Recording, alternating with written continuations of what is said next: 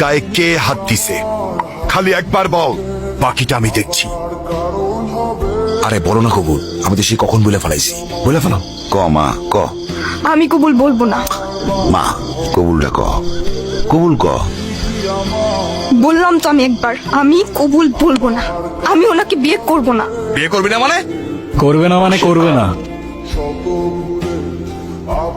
আর no means no.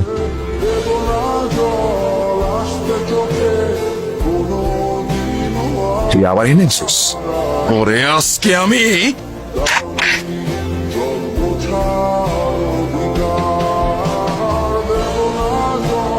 এই সাবধানে, তোর জবানের চেয়েও ট্রিগার ফার্স্ট চলে।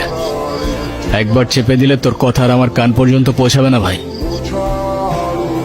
বাবা, এই জাহাঙ্গীর আমার সহজ সরল ভাগ্নিটারে ভয় ভীতি দেয়, আজকে বিয়ে করতে আইছে। তোমরা আইছো খুব ভালো হয়েছে। আমারে বাঁচাও বাবা, আমারে বাঁচাও। এ বাসাই, তুই আমার লোকে পটি নিতেছস? তোর ভাগ্নির সাথে বিয়ে দেওয়ার কথা বলে তুই আমার কাছ থেকে 1.5 লাখ টাকা নিছস। এর আগে কত টাকা নিছস তুই মনে আছে? টাকা কই? হ্যাঁ, তুই এখন তোর ভাগ্নির লোক আমার বিয়া দিবি আর নালে টাকা দিবি, কি করবি ক? সি মামা, তোমার কি এতটুকু লজ্জা করে না? ছোটবেলা থেকে তোমাদেরকে আমি আমার বাবা মার জায়গায় দেখতাম, আর সেই তুমি। একটা মানুষ এতটা স্বার্থপর হয় কিভাবে? আপনার নিজের মেয়ে হলে এটা করতে পারতেন? যেই মানুষটা আপনাদের জন্য এত কষ্ট করত, তার পরিশ্রমের সব টাকা আপনার হাতে তুলে দিত, সেই মানুষটাকে আপনারা টাকার জন্য বিক্রি করে দিচ্ছিলেন। পারেনও আপনারা। বাবা আমার ভুল হয়ে গেছে, বড় ভুল হয়ে গেছে, আমার মাফ করে দাও বাবা।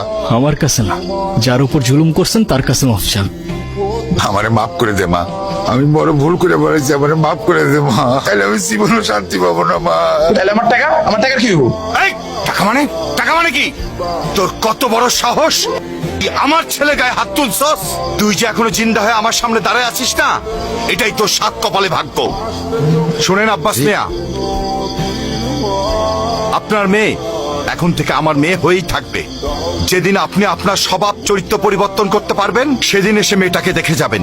আমার বাড়ির দরজা আপনার জন্য খোলা থাকবে। আই মা।